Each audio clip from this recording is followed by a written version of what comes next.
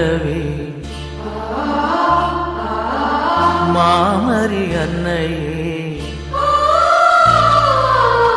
வாழ்க வாழ்கவே தாயே வாழ்க வாழ்கவே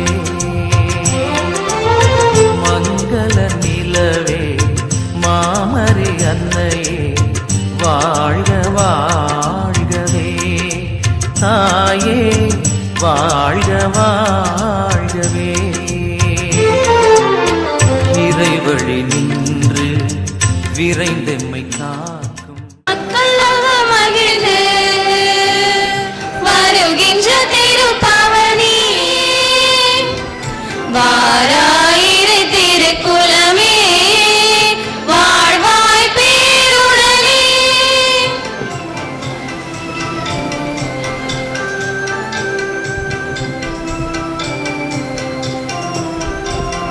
மலருடன் சேரும் யாவுமே மனம் பெற்று வாழ்தல் நீதியே மலருடன் சேரும் யாவுமே மனம்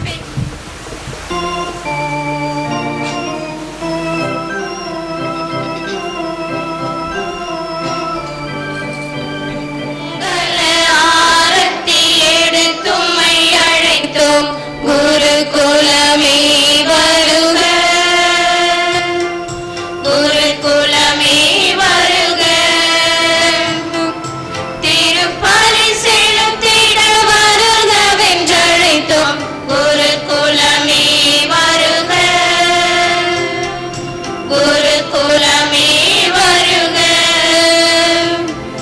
மங்கள ஆரத்தி எடுத்தும்மை அழைத்தோம் இறை மக்களே வருக இறை மக்களே வருக இறைவனில் இணைந்து இன்பமாய் வாழ இறை மக்களே வருக இறை மக்களே வருக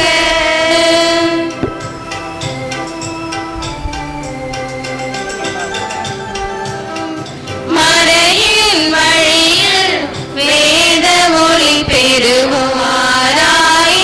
திருக்குலமே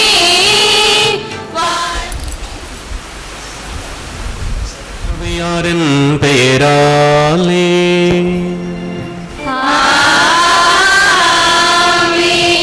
நம் ஆண்டவராக இயேசு கிறிஸ்துவினர்களும் கடவுளின் அன்பும் தூய ஆவியாரின் நட்புறவும் உங்கள் அனைவரோடும் இருப்பதாக.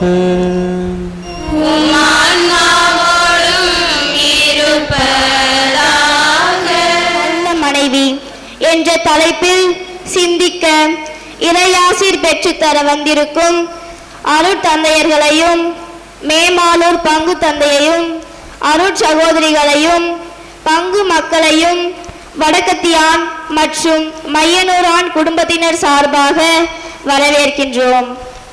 ஒரு நல்ல மனைவி என்பவள் குடும்பத்தின் தூண், கணவனின் பலம், பிள்ளைகளின் முதல் ஆசான்.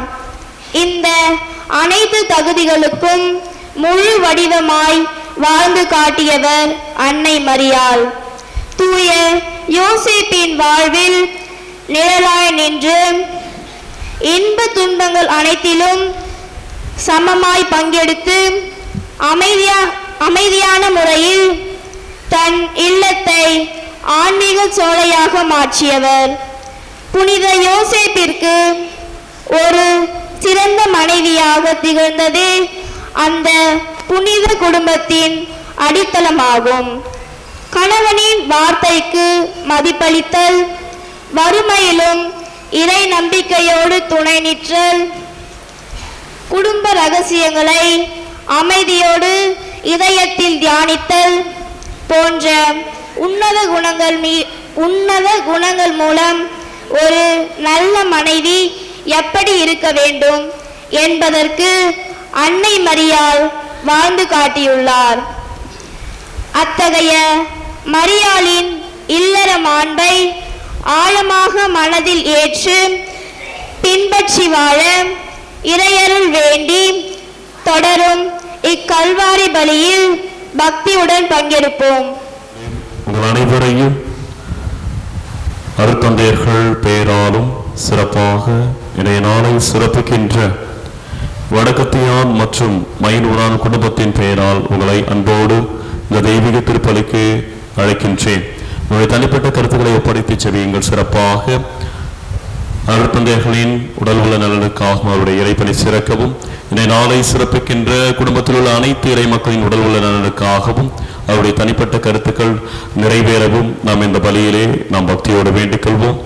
சிறப்பாக இந்த நாளில் உபயம் மேற்கொள்பவர்கள் வடக்கத்தியான் குடும்பம், திரு தனிஸ்லாஸ், பிரான்சிஸ் சேவியர், மரிய ஜோஸ்பின், எலிசா ராணி, ஏசுதாஸ், அந்தோனியம்மாள், நெவ்லின் பெர்னாண்டஸ், டேனியல் குடும்ப கருத்துக்களுக்காகவும் குடும்ப நலனுக்காகவும் உடல் நலனுக்காகவும் அன்னைக்கு நன்றியாகவும் கரும்பு வெட்டும் குழுவில் உள்ள அனைத்து மக்களின் உடல் உள்ள நலனுக்காகவும் பாதுகாப்பிற்காகவும் இந்த பலியிலே நாம் பக்தியோடு வேண்டிக் கொள்வோம். சகோதர சகோதரிகளே, தூய மரணிகளை கொண்டாட நாம் தகுதி பெறும் பொருட்டு நம்முடைய பாவங்கள் குற்றம் குரலை ஏற்று மனமருந்தி இறைவனிடம் மன்னிப்பு வேண்டுவோம். உங்களிடமும் நான் பாவியினையாலும் கடமையில் தவறியதாலும் பாவங்கள் பல செய்தேன். என் பாவமே என் பாவமே என் பெரும் பாவமே. ஆகையால் எப்பொழுதும் கன்னியான புனித மரியாவையும் வானதூதர் புனித அனைவரையும் சகோதர சகோதரிகளையும் நம் தேவனாகிய ஆண்டவரிடம் எனக்காக வேண்டிக் கொள்ள மன்றாடுகிறேன். ஆமென்.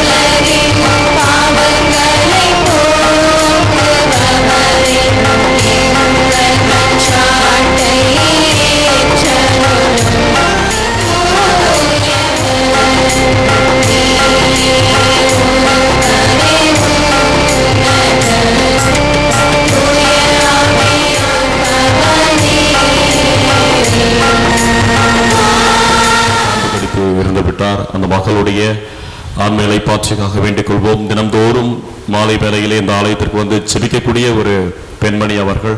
அவருடைய தாயாரும் தினம்தோறும் திருப்பலிக்கு வரக்கூடியவர்கள். ஆழ்ந்த ஒரு சோகம், யாராலும் ஆறுதல் சொல்ல முடியாத ஒரு இறப்பு.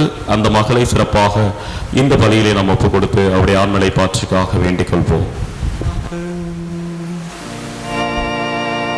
ஆண்டவரே, மாட்சிமிக்க கன்னி மரியாவின் வணக்கத்துக்குரிய பரிந்துரை எங்களுக்கு துணை புரிய உம்மை வேண்டுகின்றோம். அதனால் அவரது பாதுகாவலால் வலிமை பெற்ற நாங்கள் கிறிஸ்து எனும் மலையை வந்து சேர ஆற்றல் பெறுவோமாக. உம்மோடு தூய ஆவியாரின் ஒன்றைப்பில் இறைவனாய் என்றென்றும் வாழ்ந்து ஆட்சி செய்கின்ற எங்கள் ஆண்டவரும் உம் திருமகனுமாகிய இயேசு கிறிஸ்து வழியாக உம்மை மன்றாடுகின்றோம்.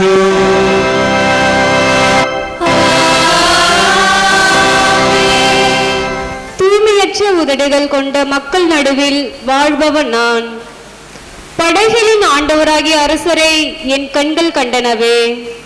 இறைவாக்கினர் எசையா நூலிலிருந்து வாசகம். அதிகாரம் 6, இறை திரு வார்த்தைகள் 1 முதல் 8 முடிய.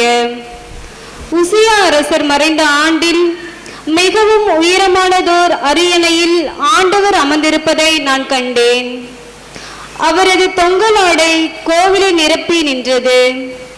அவருக்கு மேல் சேரா மீன்கள் சூழ்ந்து நின்றனர். ஒவ்வொருவருக்கும் 6 ரெக்கைகள் இருந்தன. ஒவ்வொருவரும் 2 ரெக்கைகளால் தம் முகத்தை மூடிக்கொண்டனர். 2 ரெக்கைகளால் தம் காலடிகளை மூடி மறைத்தனர். மற்ற 2ஆல் பறந்தனர். அவர்களில் ஒருவர் மற்றவரை பார்த்து, படைகளின் ஆண்டவர் தூயவர், தூயவர், தூயவர், மண்ணுலகம் முழுவதும் அவரது மாட்சியால் நிறைந்துள்ளது என்று உரத்த குரலில் கூறிக்கொண்டிருந்தார். கூறியவரின் குரல் ஒளியால் வாயில் நிலைகளின் அடித்தளங்கள் அசைந்தன. கோவில் முழுவதும் புகையால் நிறைந்தது. அப்பொழுது நான், ஐயா, நான் அழிந்தேன். ஏனெனில் தூய்மற்ற உதடுகளை கொண்ட மனிதன் நான். தூய்மையற்ற உதடுகள் கொண்ட மக்கள் நடுவில் வாழ்பவன் நான். படைகளின் ஆண்டவராகிய அரசரை என் கண்கள் கண்டனவே என்றேன். அப்பொழுது சேராபீன்களும் ஒருவர் பலிபீடத்திலிருந்து நெருப்பொறி ஒன்றை குரட்டால் எடுத்து அதை தம் கையில் வைத்துக்கொண்டு என்னை நோக்கி பறந்து வந்தார். அதனால் என் வாயை தொட்டு, இதோ இந்த நெருப்பு பொறி உன் உதடுகளை தொட்டது. உன் குற்றப்பழி உன்னை விட்டு அகன்றது. உன் பாவம் மன்னிக்கப்பட்டது என்றார். மேலும், யாரை நான் அனுப்புவேன்? நமது பணிக்காக யார் போவார் என வினவவும் என் தலைவரின் குரலை நான் கேட்டேன். அதற்கு, இதோ நான் இருக்கிறேன், அடியேனை அனுப்பும் என்றேன். இது ஆண்டவர் வழங்கும் அருள்வாக்கு.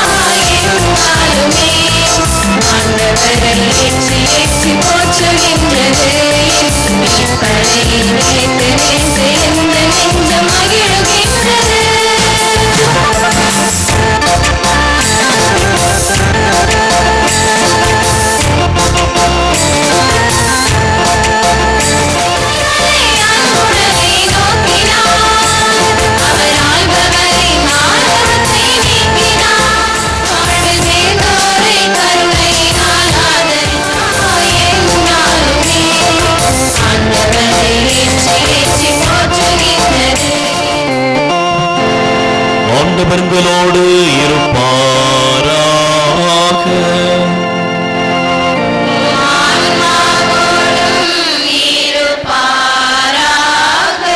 மத்தேயு எழுதிய தூய நற்செய்தியிலிருந்து வாசகம்.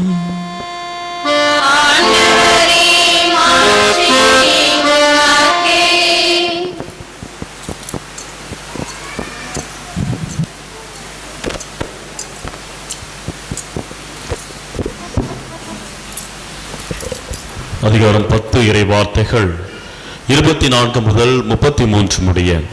அக்காலத்தில் இயேசு தம் சீடர்களை நோக்கி கூறியது, சீடர் குருவை விட பெரியவர் அல்ல, பணியாளரும் தம் தலைவரை விட பெரியவர் அல்ல. சீடர் தம் குருவை போல் ஆகட்டும், பணியாளர் தம் தலைவரை போல் ஆகட்டும், அதுவே போதும். வீட்டு தலைவரையே பெயல்செபூல் என அழைப்பவர்கள் வீட்டாரை பற்றி இன்னும் தரைக்குறைவாக பேச மாட்டார்களா? எனவே அவர்களுக்கு அஞ்ச வேண்டாம். ஏனெனில் வெளிப்படாதவாறு மூடப்பட்டிருப்பது ஒன்றுமில்லை, அறிய முடியாதவாறு மறைந்திருப்பதும் ஒன்றுமில்லை. நான் உங்களுக்கு இருளில் சொல்வதை நீங்கள் ஒளியில் கூறுங்கள், காதோடு காதாய் கேட்பதை வீட்டின் மேல் தளத்திலிருந்து அறிவியுங்கள். ஆன்மாவை கொல்ல இயலாமல் உடலை மட்டும் கொள்பவர்களுக்கு அஞ்ச வேண்டாம். ஆன்மாவையும் உடலையும் நரகத்தில் அழிக்க வல்லவருக்கே அஞ்சுங்கள். காசுக்கு 2 சிட்டுக்குருவிகள் விற்பதில்லையா? எனினும் அவற்றில் ஒன்று கூட உங்கள் தந்தையின் விருப்பமின்றி தரையில் விழாது. உங்கள் தலைமுடியெல்லாம் எண்ணப்பட்டிருக்கின்றது. சிட்டுக்குருவிகள் பலவற்றை விட நீங்கள் மேலானவர்கள். எனவே அஞ்சாதிருங்கள். மக்கள் முன்னிலையில் என்னை ஏற்றுக்கொள்பவரை விண்ணுலகில் இருக்கும் என் தந்தையின் முன்னிலையில் நானும் ஏற்றுக்கொள்வேன்.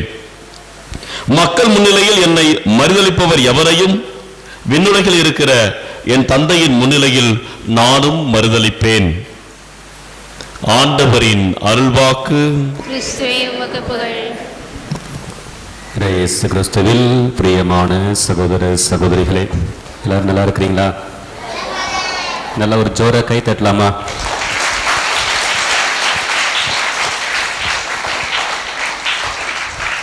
Very good. சொன்ன உடனே அழகா கீழ்ப்படுகிறீங்க. இந்த கைத்தட்டல் ஏன் அப்படின்னு சொல்லி தெரியுமா? தெரியாதா? ஏன் சொல்லுங்க. உற்சாகம். எதற்கான உற்சாகம்? எதற்கான உற்சாகம்? பூச ஊர் திருவிழா. Very good. இன்னைக்கு இந்த இடத்துல பார்க்கும்போது எனக்கு ரொம்ப சந்தோஷம். அப்படியே திருவிழாக்கு திருப்பலிக்கு வந்திருக்கிற மாதிரி எனக்கு ஒரு உணர்வு. ஏன்னா எல்லா மக்களும் கோயிலுக்கு வந்திருக்கிறீங்க. எல்லாரும் தேரை தூக்கிட்டு அங்கே போகிறவங்க வர்றாங்கன்னா இங்கே நில்லுங்க, நாங்கள் தேரை தூக்கிட்டு மெதுவாக போகிறோம், எங்கள் பின்னாடி வாங்க அப்படின்னு சொல்லிட்டு மிக அழகாக பாடல்களை பாடிக்கொண்டு ஜெபங்களை சொல்லிக்கொண்டு எல்லாரும் பார்த்தா லேடிஸ் தான் தூக்குறாங்க. அவ்வளோ பேர் தேரை தூக்குவது என்பது கொஞ்சம் கஷ்டம். ஆனால் இன்னைக்கு எல்லாரும் அந்த தேரை சுமந்து கொண்டு ஆலயம் இங்கே தெரு தெருவா போயிட்டு மீண்டும் பவனியாக வந்திருக்கிறீங்க. உண்மையிலேயே உங்களுக்கு வாழ்த்துக்கள், பாராட்டுக்கள். ஏன்னா நானே ஏற்கனவே நிறைய பங்குல இருந்திருக்கிறேன். பிரதராக இருந்திருக்கிறேன், அசிஸ்டண்டா உதவி பங்கு தந்தையா இருக்கிறேன், பங்கு தந்தையை ஒரு பங்குல இருந்திருக்கிறேன். இது போல ஒரு நவநாள்ல ஆலயம் முழுக்க கூட்டத்தை நான் பார்த்தது கிடையாது. ஒன்று கொடியேற்றத்துக்கு வருவாங்க, அதுக்கடுத்து எப்போ வருவாங்க? திருவிழா அன்னைக்கு வருவாங்க. இன்பிட்டினில் எந்த வகை அதாவது கொத்து சிறப்பிக்குதோ அந்த கொத்தை சார்ந்தவங்க தான் அதிகமாக வருவாங்க. ஒரு சில நேரத்தில் அவங்க கூட வரமாட்டாங்க. ஆனால் இன்னைக்கு நீங்க உங்களை பார்க்கின்ற பொழுது உண்மையிலேயே ரொம்ப சந்தோஷம். அதற்காகத்தான் என்ன சொன்னேன், நல்லா கைத்தட்டி உற்சாகமான உங்களே நீங்க உற்சாகப்படுத்துவீங்க அப்படின்னு சொல்லி சொன்னேன்.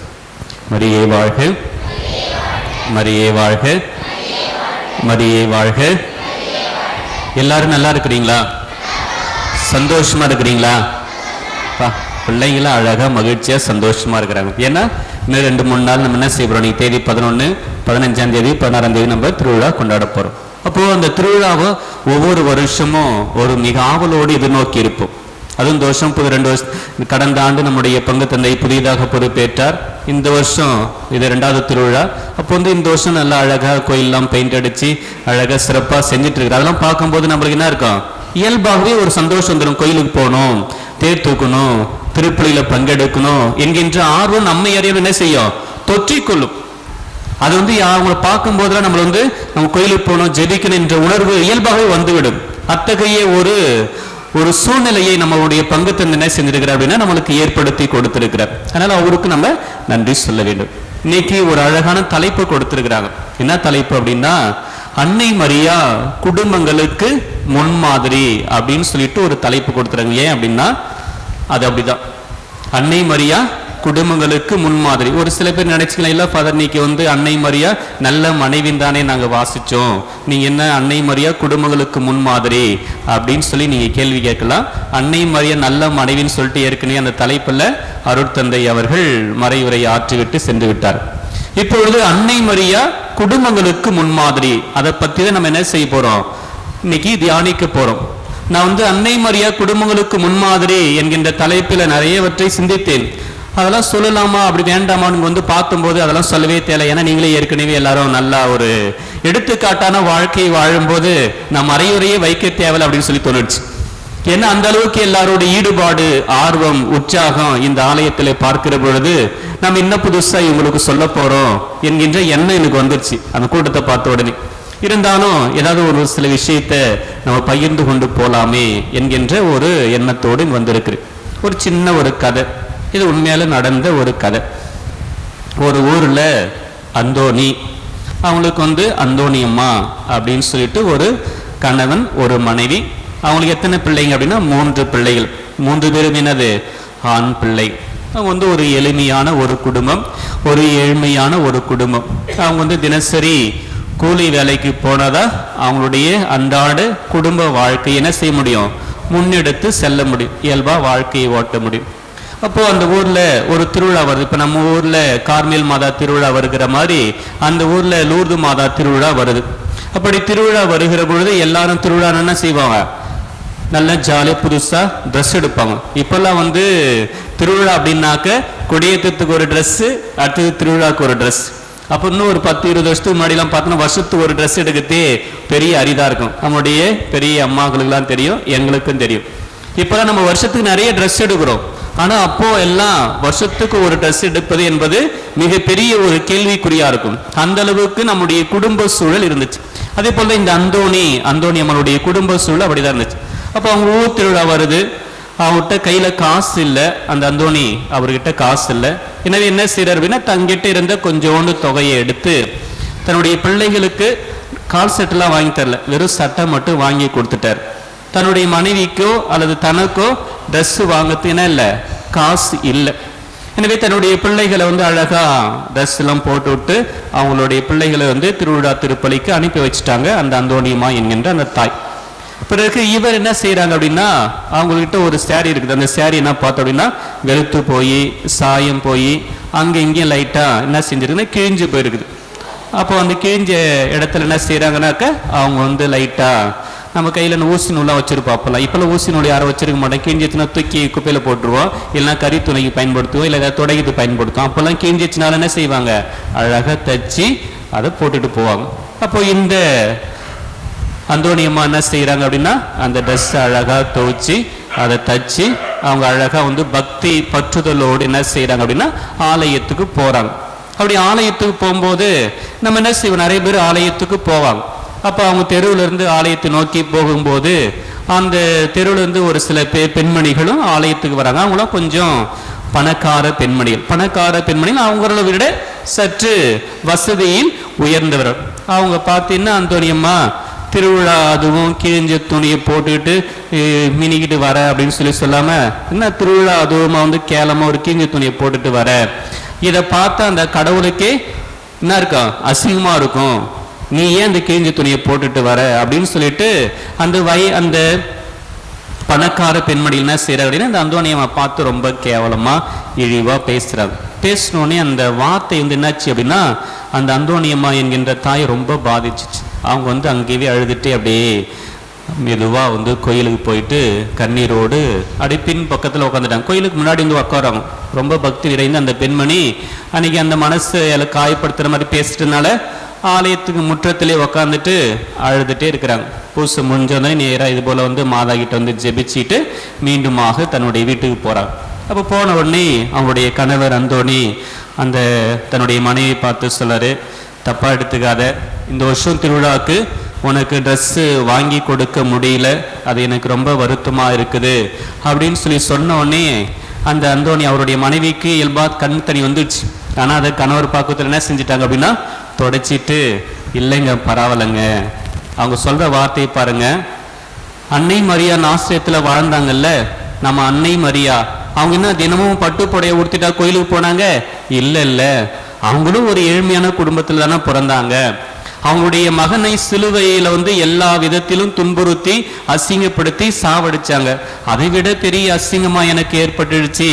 இல்ல, இதெல்லாம் ஒரு பெரிய அசிங்கமா? நமக்கு தான் கடவுள் 3 பிள்ளைகளை நல்லா கொடுத்திருக்கிறாரே, குடும்பமா சேர்ந்து ஜெபிக்க ஒரு குடும்பம் இருக்கு, இதை விட பெருசா நமக்கு என்ன வேணும் அப்படின்னு சொல்லிட்டு அந்த பெண்மணி தன்னுடைய கணவரை பார்த்து சொன்னதாக நாம் பார்க்கிறோம். அன்புக்குரிய சகோதர சகோதரிகளே, இது உண்மையிலும் நடந்த ஒரு நிகழ்வு. இது ஒரு சில பேருக்கு ஒரு 20-30 ஆண்டுகள் பின்னோக்கி சென்று பார்ப்பதற்கு உதவியா இருக்கும். நம்முடைய குடும்பத்துல நானும் அப்படிப்பட்ட ஒரு சூழலில் இருந்து வளர்ந்தவன் தான். அப்படி நம்மளுடைய வாழ்க்கையில நாம் பார்க்கிற பொழுது நம்முடைய குடும்பம் எப்படி இருக்க வேண்டும் என்றால் ஜெபிக்கின்ற குடும்பமாக இருக்கணும். எல்லாரும் ஒருங்கிணைந்து அமர்ந்து வாழ்கின்ற, பகிர்ந்து கொள்ளுகின்ற ஒரு குடும்பமாக இருக்க வேண்டும் என்ற அழைப்பினை இன்றைய வாசகங்கள் தரும். இன்றைக்கு நம்ம எப்படிப்பட்ட உலகத்துல வாழறோம் சொல்லுங்க பாப்போம். இன்னைக்கு நம்ம எப்படிப்பட்ட உலகத்துல வாழறோம்? எல்லாரும் என்ன வச்சுக்கிறீங்க கையில்? என்ன வச்சுக்கிறீங்க? செல்போன். மறந்துடக்கூடாதுங்க, செல்போன். என்னது பண்ண? செல்போன். அது செல்போன் தான் நம்ம சொல்றோம். அந்த செல்போன் இன்றைக்கு கணினி உலகத்தை தாண்டி டிஜிட்டல் உலகத்துல இருக்கிறோம். கணினி உலகத்தை தாண்டி டிஜிட்டல் உலகம். அப்படியே ஃபிராக்ஷன் ஆஃப் செகண்ட் எல்லாத்தையும் நம்ம என்ன செஞ்சிடும்? யார்கிட்ட பேசணுமோ என்ன பண்ணணுமோ எல்லாத்தையும் இங்கிருந்து முடிச்சிடும் வேலையை. அங்க போன் கூட அவசியம் இல்லை, எல்லாத்தையும் இங்கிருந்தே நம்ம வேலையை முடிச்சிடும். அப்ப டிஜிட்டல் உலகத்துல இருக்கிறோம். இன்னொன்னு என்ன ஆயிடுச்சு? செயற்கை நுண்ணறிவு, AI என்கின்ற உலகத்துல நம்ம வாழ்ந்து கொண்டிருக்கிறோம். இன்னைக்கு ஏதாவது ஒண்ணு வேணும் அப்படின்னு சொல்லி சொன்னா கம்ப்யூட்டர்ல போட்டீங்க அப்படின்னா டக் டக்குன்னு டைப் பண்ணிலாம் போதும், நீ எதையுமே செய்ய தேவை, அதே எல்லாத்தையும் கொடுத்துரும். ஒரு பிக்சர் ரெடி பண்ணி கொடு, என்னுடைய காதலருக்கு ஒரு அழகான காதல் கவிதை எழுதி கொடு அப்படின்னா நீ எழுதி தர தேவை, அதுவே ஆட்டோமேட்டிக் எழுதி உன்னுடைய பேரை போட்டு உன்னுடைய போட்டோ போட்டு எல்லாத்தையும் அழகா கொடுத்துரும். நீ உன்னுடைய கணவருக்கோ உன்னுடைய மனைவிக்கோ உன்னுடைய காதலருக்கோ கொடுக்கிற மாதிரி என்ன செஞ்சிடலாம், அதை அழகா அனுப்பி நீ பரிசு பாராட்டும் பெற்று விடலாம். அந்த அளவுக்கு இன்றைக்கு தொழில்நுட்பம் வளர்ந்து விட்டது. இப்படி இந்த தொழில்நுட்பம் வளர்ந்துவிட்ட காலத்தில் நம்முடைய குடும்பம் எப்படி இருக்க வேண்டும் என்பதற்கு ஒரு சிறந்த உதாரணம் எது அப்படின்னா நம்முடைய தாய் அன்னை மரியாதை. ஏறக்குறைய 2000 வருஷத்துக்கு முன்னாடி எங்க வாழ்ந்தாங்க அன்னை மரியா? கரெக்டா சொல்லுங்க பாப்பா. அன்னை மரியா எந்த ஊர்ல வாழ்ந்தாங்க? நாசரேத்து ஊர்ல வாழ்ந்தாங்க. கேள்வியெல்லாம் கேட்கணும், நீங்க கரெக்டா ஞாபகத்துல வச்சுன்னு நாளைக்கு ஃபாதர் கேள்வி கேட்பாரு. அப்ப யாரெல்லாம் பதில் சொல்லிங்களோ அவர் மார்க் உண்டுன்னு சொல்லி ஃபாதர் சொல்லிக்கிறாரு, பரிசு உண்டுன்னு சொல்லியிருக்கிறாரு. இப்ப அன்னை மரியா எந்த ஊர்ல வாழ்ந்தாங்க? நாசரேத்து என்கின்ற ஒரு ஏழ்மையான ஒரு கிராமத்துல வாழ்ந்தாங்க. நம்ம ஊர் எப்படி இப்பதான் கொஞ்சம் போக்குவரத்து வசதியெல்லாம் இருக்குது, அதுக்கு முன்னாடி போக்குவரத்து வசதியெல்லாம் இருக்குது. அந்த மெயின் ரோட்டு போனதா பஸ் வரும், அதுவும் டைமிங்க்கு தான் பஸ். அங்கிருந்து நம்ம ஊருக்கு வரணும்னா நடை பயணமா தான் வரும். நானும் இந்த ஊருக்கு நிறைய டைம் வந்திருக்கிறேன். வரும்போது சைக்கிள்ல வருவேன், இல்லை நடந்தா வருவேன். அப்படி வரும்போது பஸ்ல இருக்காது. அப்போ அதே போல அந்த காலத்துல நாசரேத்து என்கின்ற ஒரு ஊர்ல நம்முடைய தாய் அன்னை மரியா என்ன செய்யறாங்க? ஒரு எளிமையான ஒரு குடும்பத்தில் இருக்கிறாங்க. அப்ப அந்த எளிமையான குடும்பத்தில் வாழ்ந்த ஒரு பெண்மணி இந்த உலகம் முழுவதும் வாழ்கின்ற ஒரு குடும்பங்களுக்கு எப்படி முன்மாதிரியாக இருக்க முடியும் என்பதைத்தான் இன்றைக்கு நாம் சிந்தித்து பார்க்க வேண்டும். இன்றைய முதல் வாசகம் எந்த புத்தகத்திலிருந்து எடுக்கப்பட்டது? இசையாஸ். அதுக்கு இப்ப லேட்டஸ்ட் வார்த்தை என்னது? எசாயா. இன்றைய முதல் வாசகம் எதிலிருந்து எடுக்கப்பட்டது? எசாயா இறைவாக்கினர் நூலிலிருந்து எடுக்கப்பட்டது. எத்தனாவது அதிகாரத்திலிருந்து எடுக்கப்பட்டதுன்னு தெரியுமா? 6. பரவாயில்ல, வெரி குட். எல்லாமே கரெக்டா மனப்பாடம் பண்ணி வச்சுக்கிறேன் நினைக்கிறேன். 6ஆம் அதிகாரத்திலிருந்து எடுக்கப்பட்டிருக்கு. அப்ப இசையாஸ் இறைவாக்கினர் எசாயா ஒரு காட்சி காண்கிறார். அந்த காட்சியில் என்ன செய்யறார் அப்படின்னா, அவர் ஒரு ஆண்டவருடைய தொங்கலாடை அந்த ஆலயத்தை நிரப்பியதாகவும் அங்கு செராபின்கள் பறந்து கொண்டிருந்ததாகவும் அவர் காட்சி காண்கின்ற பொழுது, ஐயோ நான் கடவுளை கண்டேனே, நான் தூய்மையற்ற உதடுகளை கொண்ட மனிதன், நான் தூய்மையற்ற மக்கள் மத்தியில் வாழ்கின்ற மனிதன் நான், எனவே நான் எப்படி கடவுளுடைய திருமுகத்தை காண முடியும் என்று அவர் புலம்புகிறார். அப்படி புலம்புகிற பொழுதுதான் ஆண்டவர் என்ன செய்யற அப்படின்னா, செராபின்கள் ஒன்று அனுப்பி அங்கிருந்த நெருப்ப பலிபீடத்திலிருந்து நெருப்ப கொரடால் எடுக்க சொல்லி அந்த கொரடை கொண்டு அந்த நெருப்பை கொண்டு யாருடைய உதட்டில் வைக்கிறாங்க? எசாயா இறைவாக்கினுடைய உதட்டில் வைக்க அவருடைய பாவம் என்ன செஞ்சிச்சு? மறைந்து போயிற்று. உன்னுடைய குற்றம் மன்னிக்கப்பட்டது, உன்னுடைய பாவம் மறைக்கப்பட்டது அப்படின்னு சொல்லிட்டு அந்த வானதூதர்கள் சொல்றாங்க. சொன்ன உடனே அடுத்து என்ன சொல்றார் அப்படின்னாக்க, என்னுடைய பணிக்காக யார் போவார் என்று கடவுள் கேள்வி எழுப்புகிறது போது இதோ நான் இருக்கிறேன் என்று தன்னையே முழுமையாக இறை திட்டத்திற்கு அர்ப்பணிக்கக்கூடிய ஒரு இறைவாக்கினராக யார் வந்தார்?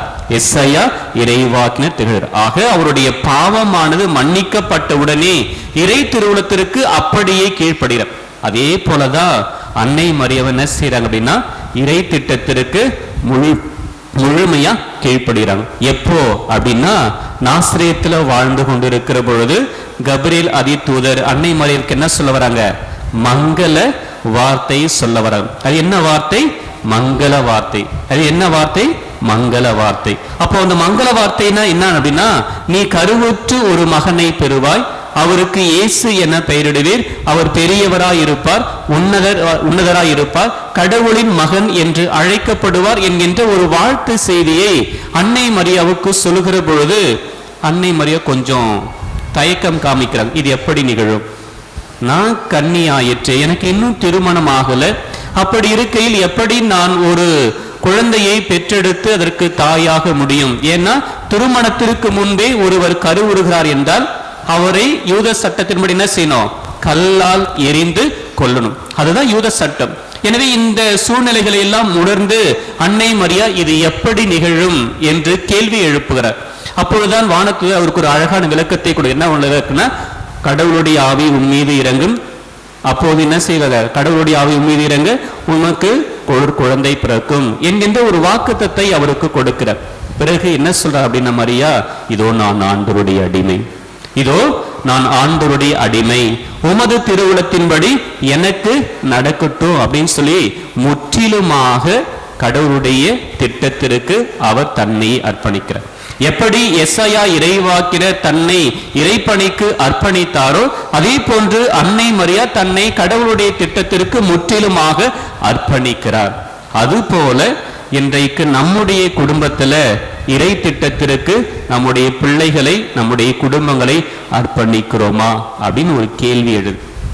எப்பப்பெல்லாம் நம்ம இறை திட்டத்திற்கு எதிராக செயல்படுறோம் அப்படின்னா, நம்முடைய குடும்பத்துல பிள்ளைகளுக்கு திருமணம் ஆகல அப்படின்னா, கொஞ்சம் காலம் கடந்துட்டே போகுது அப்படின்னா கடவுள் மீது இருக்கிற நம்பிக்கையை இழந்து விடுவோம்.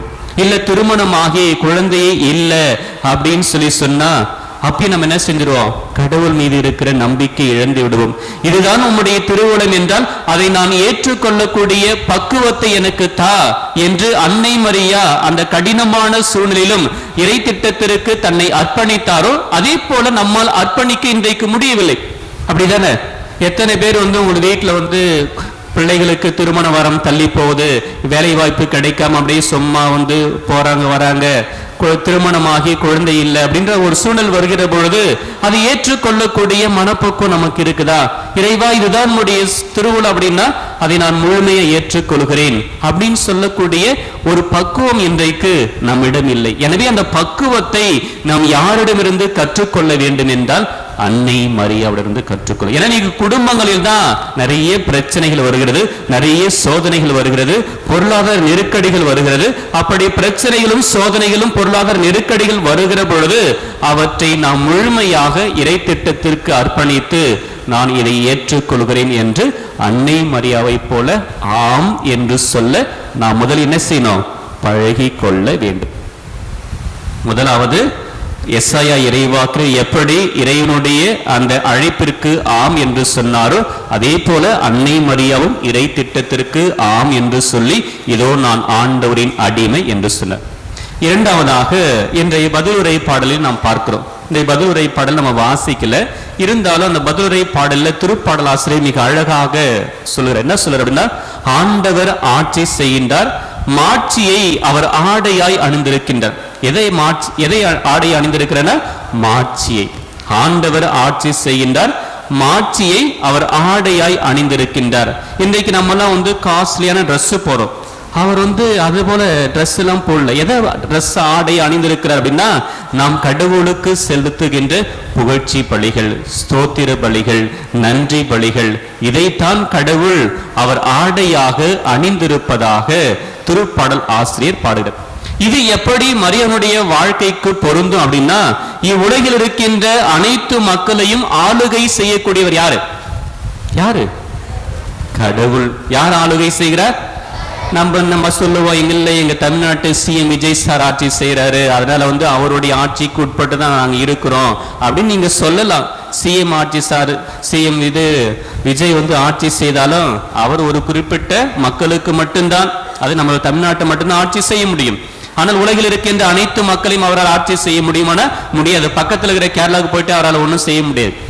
ஏன்னா அவருடைய ஆட்சி முறை என்பது எல்லைக்கு உட்பட்டது, வரையறைக்கு உட்பட்டது. ஆனால் நம்முடைய ஆண்டவர் எப்படி ஆட்சி செய்கின்றார் என்றால், இவ்வுலகில் இருக்கின்ற அனைத்து மக்களையுமே அவர் ஆட்சி செய்கின்றார். அப்படி அனைத்து மக்களையும் ஆட்சி செய்கின்ற பொழுது நாம் ஒவ்வொருவருமே அவருடைய ஆளுகைக்கு உட்பட்டவர்கள். நாம் ஒவ்வொருவரும் என்னபடி இருக்கிறோம்? அவருடைய ஆளுகைக்கு உட்பட்டவர்கள். அவரே நம்மை வழிநடத்தக்கூடிய தேவன், அவரே நம்மை பாதுகாக்கக்கூடிய தேவன், அவரே நமக்கு முன்பாக இருக்கின்ற அனைத்து தடைகளையும் தகர்த்தெறிந்து நம்முடைய வாழ்க்கையில் நாம் வெற்றி காண வைக்கின்ற ஒரு வல்லமை மிக்க இறைவனாக யார் இருக்கிறார் என்றால் அந்த தேவன் இருக்கிறார். எனவே அந்த தேவனுடைய சித்தத்தின்படிதான் நாஸ்ரேத்தில் வாழ்ந்த அன்னை மரியாவும் யோசேப்பும் செயல்படுகிறார்.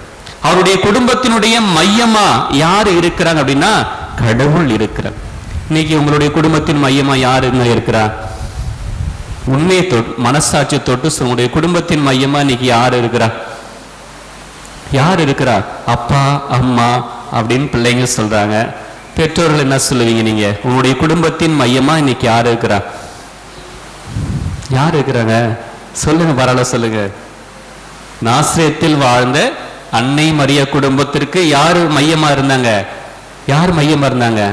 கடவுள் மையமாக இருந்தார். ஆண்டவர் இயேசு மையமாக இருந்தார். ஆனால் தான் அவருடைய வாழ்க்கையில எத்தகைய சவால்களை சந்தித்தாலும் அதுல அவங்க தோற்று போகவே இல்லை. அந்த கடவுளுடைய ஆளுகைக்கு உட்பட்டு தங்களுடைய வாழ்வை அவர்கள் அமைத்து கொண்டார்கள். எங்க போகணும்னு சொன்னாலும் அங்க போனாங்க, என்ன செய்யணும்னு சொன்னாலும் அதை செஞ்சாங்க. இன்னைக்கு நம்ம அது போல இருக்கிறோம் அப்படின்னா இல்லை. இன்றைக்கு நம்மை ஆளுகை செய்யக்கூடியது எது அப்படின்னா முதல்ல மொபைல். அதை நம்ம ஏத்துக்கிறோமா? எத்தனை பேருங்க ஏத்துக்கிறீங்க? என்னுடைய வாழ்க்கையை அதிகமாக ஆளுகை செய்யக்கூடியது என்னுடைய அப்பா இல்ல, என்னுடைய அம்மா இல்ல, என்னுடைய கணவர் இல்ல, என்னுடைய மனைவி இல்ல, என்னுடைய உடன்பிறப்புல யார் என்னை அதிகமாக ஆளுகை செய்யறார்? யார் என்னை அதிகமாக ஆளுகை செய்யறார்? நான் வைத்திருக்கின்ற அந்த அலைபேசி, செல்போன் தான் இன்னைக்கு என்னை அதிகமா ஆளுகை செய். இரண்டாவதாக என்னை அதிகமா ஆளுகை செய்யக்கூடியது எது அப்படின்னா தொலைக்காட்சி. அது தொலைக்காட்சி. உண்மையை ஏத்துக்கணும். நம்மலாம் சரிதானே? இன்னைக்கு நம்ம எல்லாம் கோயிலுக்கு வந்திருக்கிறோம். இந்த 1 மணி நேரம் நம்ம சீரியல்லாம் பார்க்காம வந்திருக்கிறோம். நிறைய பேருடைய எண்ணம், எப்படா இந்த சாமியார் மறைவுரை முடிப்பாரு, சீக்கிரம் போயிட்டு அந்த சீரியல் முடித்துள்ள பார்க்கலாம் அப்படின்னு சொல்லி ஏங்கிட்டு இருப்பாங்க ஒரு சில பேர். அப்போ இன்றைக்கு நம்மை ஆளுகை செய்யக்கூடியது, நம்முடைய குடும்பத்தின் மையமாக இருக்கக்கூடியது எது அப்படின்னா செல்போன், இரண்டாவதாக டிவி. இந்த இரண்டும் தான் இன்றைக்கு நம்முடைய வாழ்வின் மையமாக இருக்கிறது. எனவே தான் இன்றைக்கு நம்முடைய குடும்பங்களில் பார்த்தோம்னா பல பிரச்சனைகள். இன்றைக்கு நம்முடைய குடும்பங்களில் பார்த்தோம்னா பலவிதமான பிரச்சனைகள். குடும்பத்துல ஒரு அமைதி இல்லை, குடும்பத்துல விட்டு கொடுக்கிற தன்மை இல்லை, ஏற்றுக்கொள்ளக்கூடிய தன்மை இல்லை, அந்த மன்னிக்கக்கூடிய ஒரு மனப்பக்குவம் இல்லை. இதுல எங்கிருந்து கிடைக்கும் அப்படின்னா, எப்பொழுது கடவுளை நம்முடைய வாழ்வில் மையமாக வைத்து வாழ்கிறோமோ அப்பொழுதுதான் அது கிடைக்கும். நம்முடைய வாழ்க்கையில செல்போனையும் டிவியையும் மையமாக வைத்து வாழ்ந்தோம் என்றால் அது கிடைக்காது. எனவே நாம் ஒவ்வொருவரும் யாரை மையமாக வைத்து வாழ வேண்டும் என்றால் அன்னை மரியாவை முன்மாதிரியாக கொண்டு ஆண்டவர் இயேசுவை நம்முடைய வாழ்வின் மையமாக கொண்டு வாழ்கிற பொழுதுதான் நம்முடைய குடும்பம் ஒரு சிறந்த குடும்பமாக, அன்னை மரியா வாழ்ந்த ஒரு குடும்பமாக இருக்கும் என்பதில் எந்தவித மாற்று கருத்துமே கிடையாது. மூன்றாவதாக இன்றைய நற்செய்தி வாசகத்திற்கு வருவோம். இன்றைய நற்செய்தி வாசகத்தில் பார்த்தோம் அப்படின்னா ஆண்டவர் இயேசு 3 முறை அஞ்சாதீர்கள், பயப்படாதீங்க அப்படின்னு சொல்லி எத்தனை முறை சொல்றாரு? 3 முறை சொல்றார். ஆண்டவர் இயேசு தன்னுடைய சிலர்களை பார்த்து எதற்கும் பயப்படாதீங்க, எதற்கும் அஞ்சாதீங்க அப்படின்னு சொல்லி அவர்களை திடப்படுத்துகிறார், உறுதிப்படுத்துகிறார். இன்னைக்கு நம்ம நிறைய பயப்படுறோம், தேவையில்லாதவற்றை குறித்து பயப்படுகிறோம். ஆனால் ஆண்டவர் இயேசு என்ன சொல்ற அப்படின்னா, உங்களுடைய உடலை கொள்பவர்களுக்கு அஞ்ச வேண்டாம், உங்களுடைய உடலையும் ஆன்மாவையும் எரிநரகத்தில் அழிக்க வல்லவருக்கே அஞ்சுங்கள் அப்படின்னு சொல்றார். இரண்டாவது என்ன சொல்றார் அப்படின்னா, சிட்டுக்குருவிகள் பலவற்றை விட நீங்கள் மேன்மையானவர்கள். ஏன்னா ஒரு சிட்டுக்குருவி அப்படின்னா அது ஆண்டவருடைய விருப்பம் இல்லாமல் கூட கீழே விழாதுன்னு சொல்றாரு. நம்ம பகுதியில சிட்டுக்குருவி எல்லாம் ஃபேமஸ், சிட்டுக்குருவி அந்த இதெல்லாம் ஃபேமஸ். அப்ப வந்து அந்த சிட்டுக்குருவி கூட கடவுளுடைய விருப்பம் இல்லாமல் கீழே விழாதான். அதே போல உங்களுடைய தலையில் இருக்கின்ற முடியெல்லாம் எண்ணப்பட்டிருக்கு. நீங்க நம்ம கூந்தல அழகா வந்து மேக்கப் பண்ணிட்டு வரோம், பெண்கள் எல்லாம் அழகா மேக்கப் பண்ணும், பசங்களாம் அப்படியே ஸ்டைலா வெட்டிட்டு போவாங்க ஸ்கூலுக்கு போகும்போது. அப்போ அந்த முடி கூட ஒவ்வொன்றாக எண்ணப்பட்டிருக்கிறது என்றால் கடவுள் எந்த அளவுக்கு நம் மீது கரிசனையோடு இருக்கிறார், கடவுள் எந்த அளவுக்கு நம்மை அன்பு செய்கிறார் என்பதை நாம் அழகாக புரிந்து கொள்ளும். யார் உன்னை அன்பு செய்கிறாங்களோ இல்லையோ கடவுள் நாம் ஒவ்வொருவரையும் அன்பு செய்து கொண்டே இருக்கிறார். அதனுடைய வெளிப்பாடுதான் சிட்டுக்குருவிகள் பலவற்றை விட நீங்கள் மேன்மையானவர்கள். உங்களுடைய தலைமுடியில் ஒன்று கூட உங்களுடைய தந்தையின் விருப்பம் இல்லாமல் கீழே விழாது. அப்படி என்றால் கடவுள் எந்த அளவுக்கு நம்மை அன்பு செய்கிறார் என்பதை நாம் உணர்ந்து கொள்ள வேண்டும். இதைத்தான் அன்னை மரியா தன்னுடைய வாழ்க்கையில் அவர் உணர்ந்தார். ஏன் அப்படின்னா நிறைமாத கர்ப்பிணி பெண்ணாக இருக்கிற பொழுது நாசரேத்திலிருந்து பெத்லகேமுக்கு போகிறார்.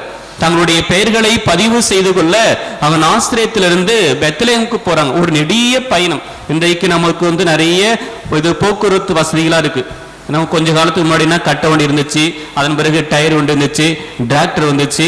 இப்ப எல்லாம் 2 வீலர் வச்சுக்கிறோம். வீட்டுக்கு 4 2 வீலர் இருக்குது, வீட்டுக்கு 4 கார் இருக்குது. இன்னும் கொஞ்ச நாள் போச்சுனாக்க வீடு இது ஹெலிகாப்டர் வாங்கி வச்சுக்குவாங்க நினைக்கிறேன். இன்னும் கொஞ்ச நாள் போச்சுன்னா வீடு ஏரோப்ளேன் வாங்கி வச்சுக்குவாங்க. அந்த அளவுக்கு இன்றைக்கு நாம் முன்னேறி கொண்டே போகிறோம்.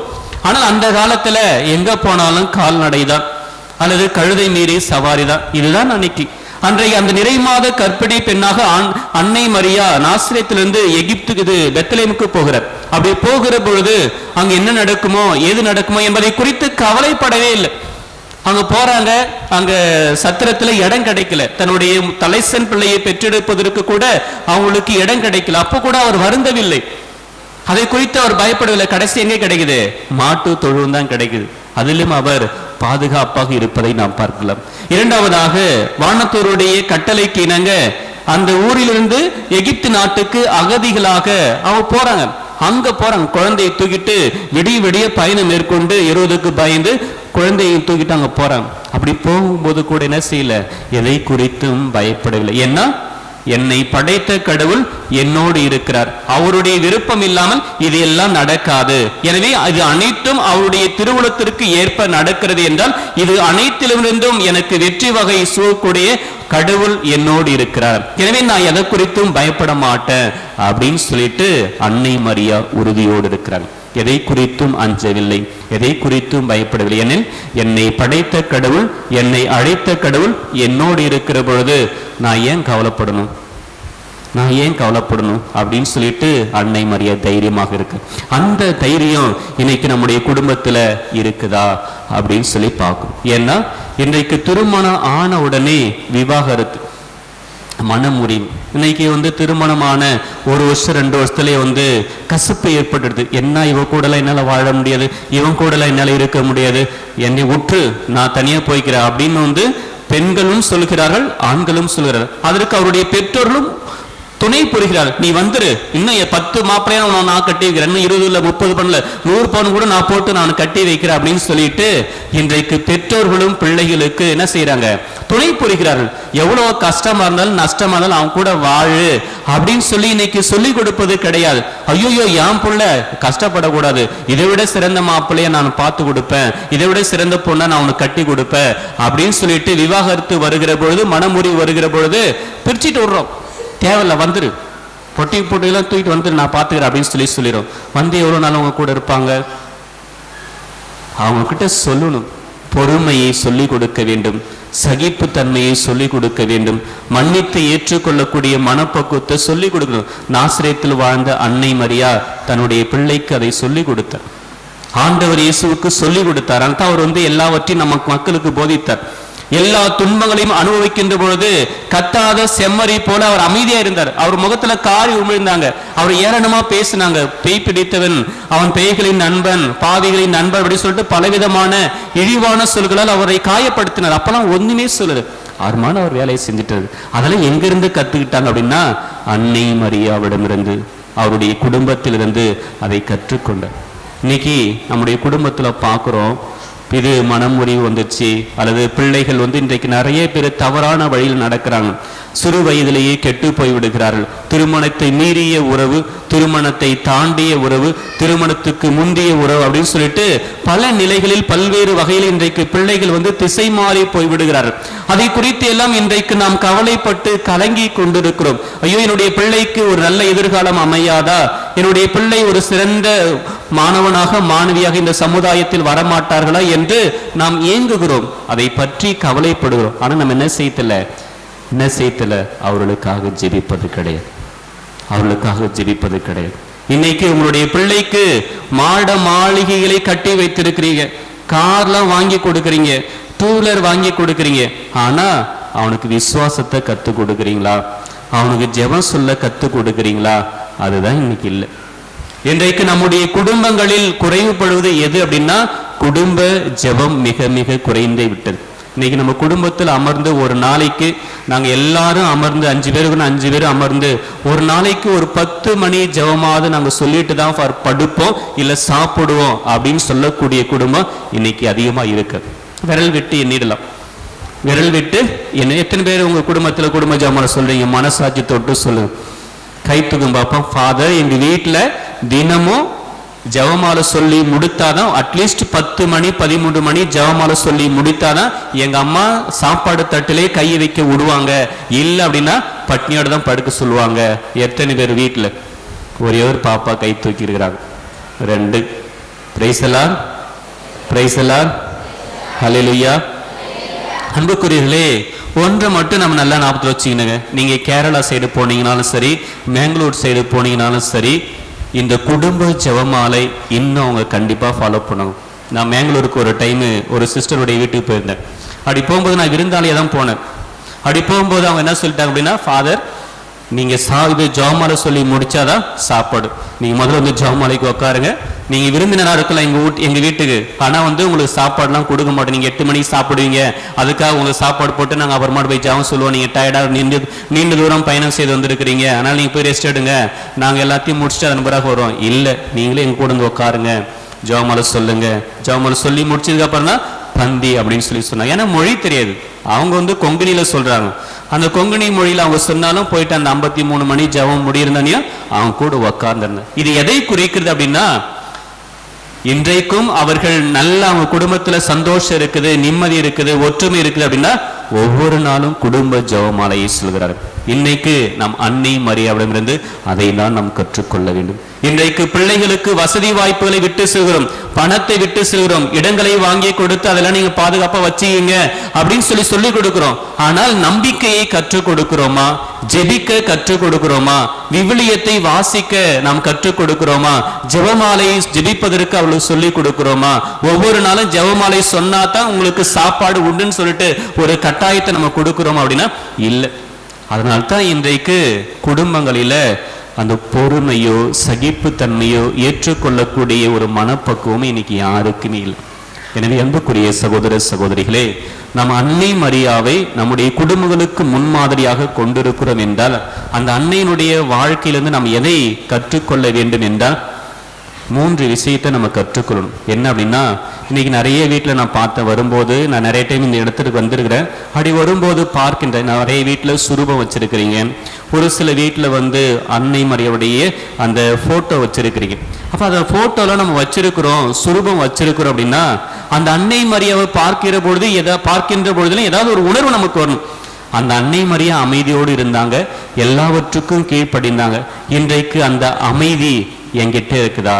கடவுளுடைய வார்த்தைக்கு கீழ்ப்படுகின்ற குணம் என்னிடம் இருக்கிறதா அப்படின்னு சொல்லி முதல்ல நம்ம சிந்தித்து பார்க்கணும். இரண்டாவதாக, இன்றைய முதல் வாசகத்தில் எசாயா இறைவாக்கினர் சொல்கிறார், ஐயோ, நான் தூய்மையற்ற உதடுகளை கொண்ட மனிதன். நான் என்ன உதடுகளை கொண்ட மனிதன்? தூய்மையற்ற உதடுகளை கொண்ட மனிதன். இன்னைக்கு நம்ம எல்லாரும் எப்படி இருக்கிறோம்? அந்த தூய்மையற்ற உதடுகளை கொண்ட மனிதர்களாகத்தான் இருக்கிறோம். ஆனா அன்னை மரியா தூய்மையற்ற உதடுகளை கொண்டு பரிசுத்தமான உதடுகளை கொண்டிருந்தார். இன்னைக்கு திருப்பாடல் பாடுவதற்கு பதிலாக அன்னை மரியாவின் புகழ்ச்சி கீதத்தை பாடுவீர்கள். ஆண்டவராம் என் கடவுளை என் மனம் போற்றி பெருமைப்படுத்துகிறது, என் மீட்பராம் கடவுளை நினைத்து பெருவகை கொள்கிறது என்று நாம் பாடல் பாடணும். அன்னை மரியாவுடைய உதடு தூய்மையாக இருந்தது. அதனால் தான் அவர் கடவுளை போற்றி புகழ்ந்து பாட முடிந்தது. இன்றைக்கு நம்முடைய வாயிலிருந்து வரக்கூடிய வார்த்தை என்ன? இன்னைக்கு நம்ம வாயிலிருந்து வரக்கூடிய வார்த்தையில் கணவன் மனைவிக்கு இடையான உரையாடலாக இருக்கட்டும், பெற்றோர் பிள்ளைகளுக்கு இடையான உரையாடலாக இருக்கட்டும், எப்படிப்பட்ட வார்த்தை வருது? நீங்க சொல்லுங்க பார்ப்போம். ஃபர்ஸ்ட் எடுத்தோன்னே கெட்ட வார்த்தை தான் வரும். பிள்ளைகள் கூட இன்னைக்கு ஒரு சில பெற்றோர் டேஷ் போட்டு தான் கூப்பிடுவாங்க, இங்க வாடா அப்படின்னு தான் கூப்பிடுவாங்க. கோபத்துலன்னா அதுல ஒரு பெரிய கெட்ட வார்த்தை போட்டு தான் கூப்பிடுவாங்க. இல்லைன்னா அம்மா சரி நீங்க வா, நாசமா பண்றங்க வா அப்படின்னு தான் கூப்பிடுவாங்க. அப்ப இதெல்லாம் நம்முடைய பிள்ளைகளுக்கு நம்ம என்ன சொல்றோம்? டிரான்ஸ்மிட் அடுத்து கொடுக்குறோம். அடுத்த தலைமுறைக்கு நம்ம விட்டுட்டு சொல்ல எதை? கெட்ட வார்த்தையை விட்டுட்டு செல்றோம், சாபத்தை விட்டு செல்றோம், கோபத்தை விட்டு செல்கிறோம். அதுதான் நம்மளுடைய பிள்ளைகளுக்கு நாம் விட்டு செல்லக்கூடிய மக்களாக குடும்பமாக இன்றைக்கு இருக்கு. அப்படிப்பட்ட வார்த்தைகளை நம்முடைய வாழ்க்கையில பயன்படுத்தக்கூடாது. எது?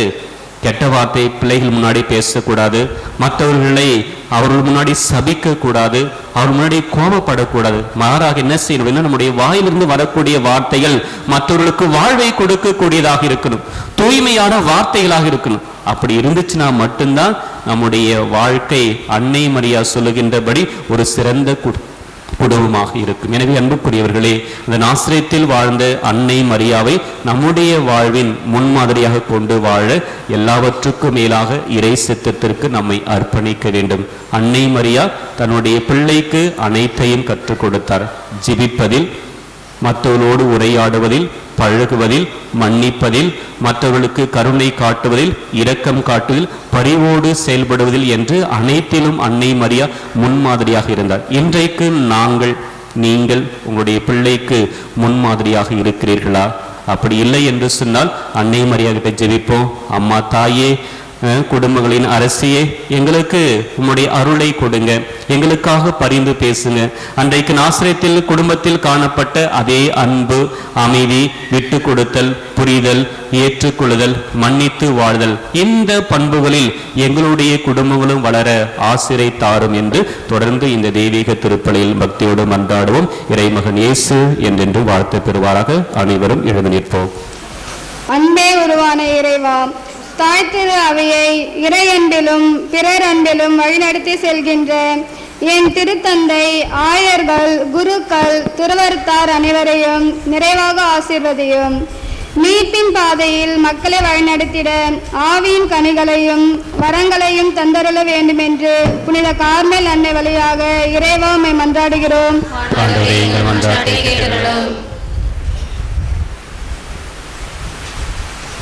நீதியின் நாயகனே, என் இறைவா, என் நாட்டு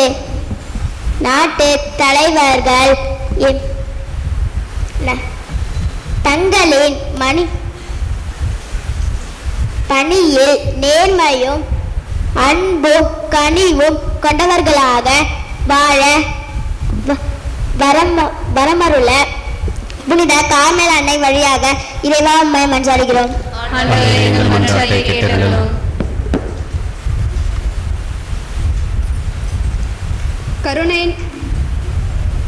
கருணையின் இறைவா, திருப்பலி நிறைவேற்றும் அருள் தந்தையர்களை உம் அன்பு கரத்தால் தொட்டு ஆசீர்வதியும். மேலும் பலிபீடம் சூழ்ந்துள்ள உன் பிள்ளைகளாகிய எங்கள் குடும்பங்களை அன்பினால் ஆசீர்வதித்து பாதுகாத்து வழிநடத்திட புனித கார்மேல் அன்னை வழியாக இறைவா உம்மை மன்றாடுகிறோம்.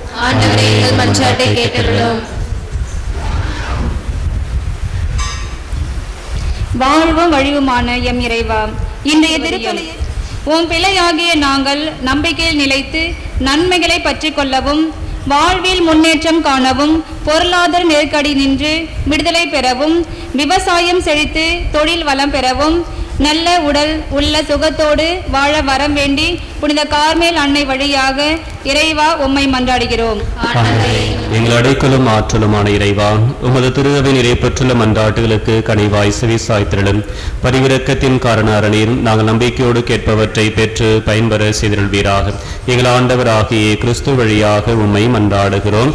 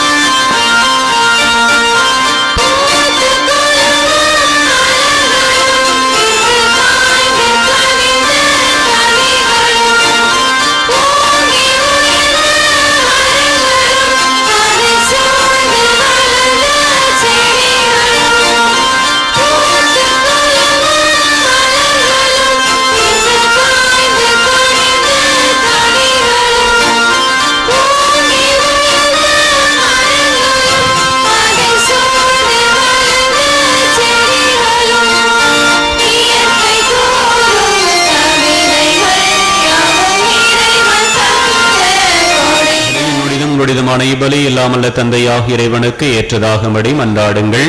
ஆண்டவர் தம் திருப்பெயரின் புகழ்ச்சிக்காகவும் ஆட்சிக்காகவும் நமது நன்மைக்காகவும் புனித திருவை அனைத்து நலனுக்காகவும் உமது கையெழுத்தை ஏற்றுக்கொள்வாராக. ஆண்டவரே, பலிபொருளோடு மக்களின் மன்றாட்டுகளை ஏற்றருள உம்மை வேண்டுகின்றோம். இவ்வாறு உம்முடைய திருமகனின் தாயான புனித மரியாவின் பரிந்துரையால் எந்த ஒரு மன்றாட்டு புறக்கணிக்கப்படாமலும் எந்த ஒரு வேண்டலும் வீணாகாமலும் இருப்பனவாக எங்கள் ஆண்டவராகிய கிறிஸ்து வழியாக உம்மை மன்றாடுகின்றோம்.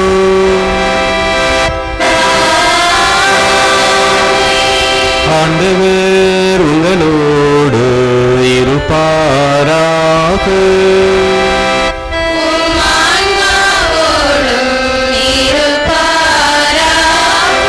இதயங்களை மேலே எழுப்புங்கள்.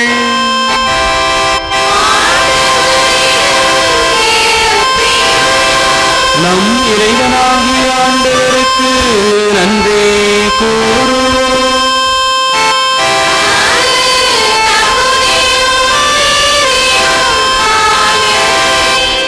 ஆண்டவரே, தூயவரான தந்தையே, என்றும் உள்ள எல்லாமல்ல இறைவா, இந்நாளும் இவ்விடத்திலும் நாங்களும் நன்றி செலுத்துவதும் எப்பொழுதும் கன்னியான புனித மரியாவின் வணக்க நாளும் நாங்கள் உம்மை போற்றி புகழ்ந்து மாட்சிப்படுத்துவதும் மெய்யாகவே தகுதியும் நீதியும் ஆகும். எங்கள் கடமையும் மீட்புக்குரிய செயலுமாகும். தூயாவை நிலைத்ததால் அந்த அன்னை உம்முடைய ஒரே திருமகனை கருதாங்கி தமது கன்னிமையின் மாட்சி நிலைத்து நின்று நிலையான ஒளியாக எங்கள் ஆண்டவர் இயேசு கிறிஸ்துவை உலகுக்கு அளித்தார். அவர் வழியாகவே மதுமாண்பை வானதுதர் புகழ்கின்றன. தலைமை தாங்குவோர் உம்மை வழிபடுகின்றன. அதிகாரம் செலுத்துவோர் உம் திருமுன் நடுங்குகின்றன. வானங்களும் அவற்றில் உள்ள ஆற்றல்களும் சேராபீன்களும் ஒன்று கூடிய கலித்து கொண்டாடுகின்றன. அவர்களோடு எங்கள் குரலையும் சேர்த்து கொள்ளுமாறு நாங்கள் உம்மை தாழ்மையுடன் இறைஞ்சி புகழ்ந்து பாடுவதாவது.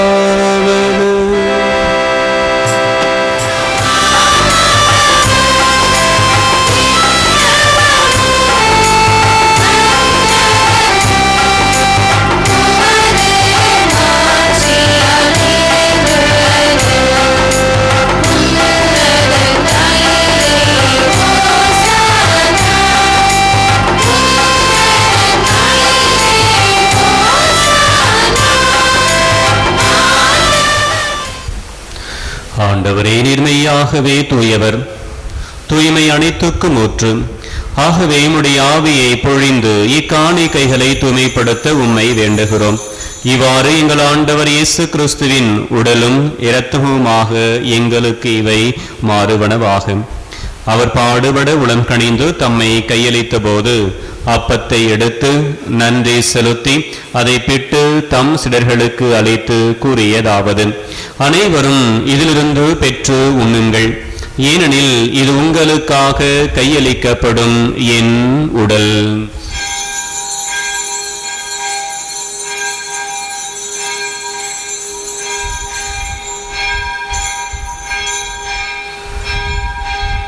அவ்வண்ணமே இரவு விருந்தை அருந்திய பின் கிண்ணத்தையும் எடுத்து மீண்டும் உமக்கு நன்றி கூறி தம் சிடர்களுக்கு அளித்து அவர் கூறியதாவது: அனைவரும் இதிலிருந்து பெற்று பருகுங்கள், ஏனெனில் இது புதிய நிலையான உடன்படிக்கைக்குரிய என் இரத்தத்தின் கிண்ணம். இது பாவ மன்னிப்புக்கென்று உங்களுக்காகவும் பலருக்காகவும் சிந்தப்படும். இதை என் நினைவாக செய்யுங்கள்.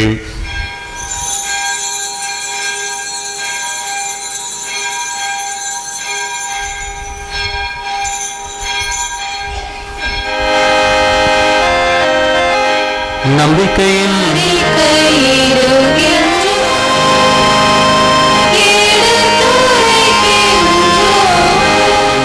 தூய் ஆவியார் ஒன்று சேர்க்க வேண்டும் என உம்மை தாழ்மையுடன் மன்றாடுகின்றோம்.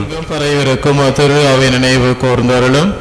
எங்கள் திருத்தந்தை லியோ, எங்கள் ஆயர் பிரான்சிஸ், எல்லா திருநிலையினர் ஆகிய அனைவரோடும் உமது திரு அவை அன்பு நிறைவேற செய்தருளும். மேலும் உயிர்த்தெழும் மீது நோக்குடன் தொழில் கொள்ளும் எங்கள் சகோதர சகோதரிகளையும் இறந்தோர் அனைவரையும் இரக்கத்துடன் நினைவு கூர்ந்து உமது திருமுக ஒளி நுழையேற்றருளும். எங்கள் அனைவர் மீதும் இரக்கமாயிரும். கடவுளின் கன்னி தாயான புனித மரியா, அவருடைய கணவரான புனித யோசேப்பு, புனித திருத்துதர்கள், இவ்வுலகில் முகந்தராய் இருந்தோர் ஆகிய புனிதர் அனைவருடனும் நான் நிலைவாழ்வில் பங்குள்ளும் தகுதி பெற்று உம் திருமகன் இயேசு கிறிஸ்து வழியாகி உம்மை புகழ்ந்தேத்தும் வரமருளை உம்மை மன்றாடுகின்றோம். இவர் வழியாக இவரோடு இவரில் எல்லாம் வல்ல இறைவனாகிய தந்தையே, தூயாவியாரின் ஒன்றிப்பில் எல்லா புகழும் ஆட்சியும் என்றென்றும் உமக்கு உரியதே.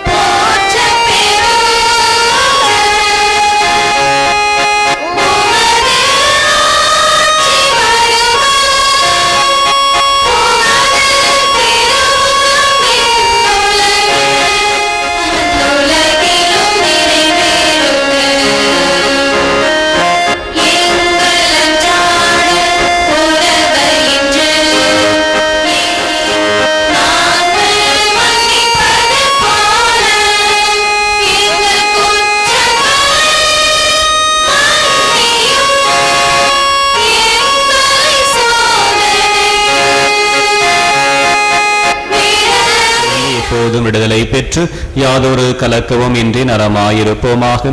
நாங்கள் இது நோக்கி இருக்கும் பேரின்பத்துக்காகவும் என் மீட்பராக இயேசு கிறிஸ்துவின் வருகைக்காகவும் காத்திருக்கின்றோம். ஆண்டவரே இயேசு கிறிஸ்துவே, அமைதியை உங்களுக்கு விட்டு செல்கின்றேன், என் அமைதியையே உங்களுக்கு அளிக்கின்றேன் என்று உம் திருத்துதர்களுக்கு மொழிந்தீரேன். எங்கள் பாவங்களை பாராமல் உமது திரு அவை நம்பிக்கையை கண்ணோக்கி உமது திருவுளத்துக்கு ஏற்ப அதற்கு அமைதியையும் ஒற்றுமையையும் அளித்தருள்வீராக. என்றென்றும் வாழ்ந்து ஆட்சி செய்கின்றவர் நீரே. ஆண்டவருடைய அமைதி உங்களோடு என்றும் எப்பொழுதும் இருப்பதாக.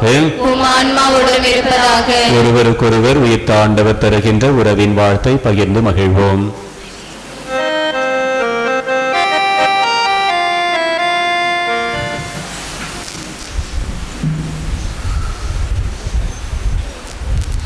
இதோ இறைவனின் செம்மறி, இவரே உலகின் பாவங்களை போக்குகின்றவர். இவருடைய திருவிருந்துக்கு அழைக்க பெற்ற நாம் ஒவ்வொருவரும் பேறு பெற்றோர். ஆண்டவரே, தேவனிடத்தினளி வர நான் தகுதியற்றவன், ஆனால் ஒரு வார்த்தை மட்டும் சொல்லிடலும், எனது ஆன்மா நலமடையும்.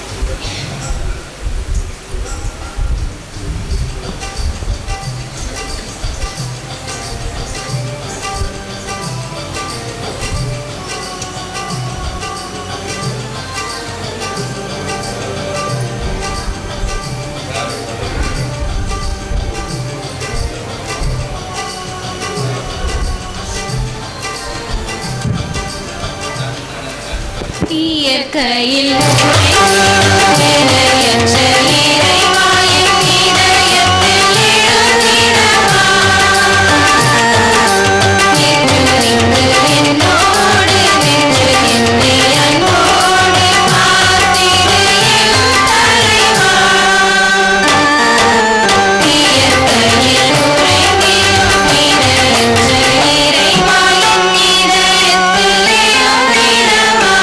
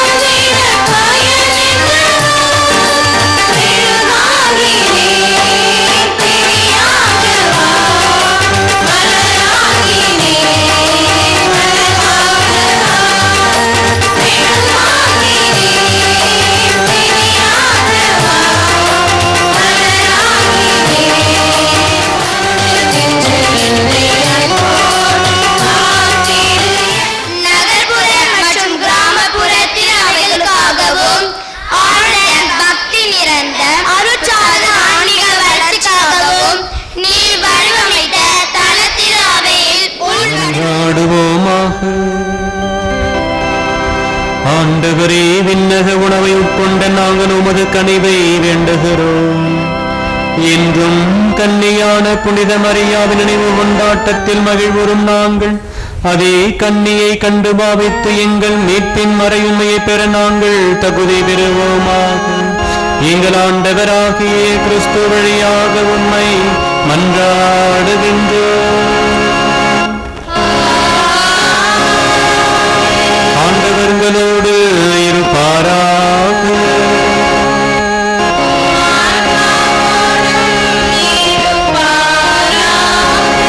எல்லாம் வல்ல இறைவன் தந்தை மகன் தூய ஆவியார் உங்களை நிறைவாய் ஆசீர்வதிப்பாராக.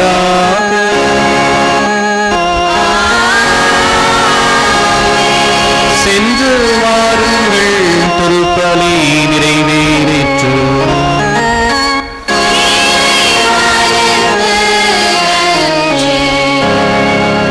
அறிவித்து தந்தைக்கு மரியாதை செய்யுங்கள்.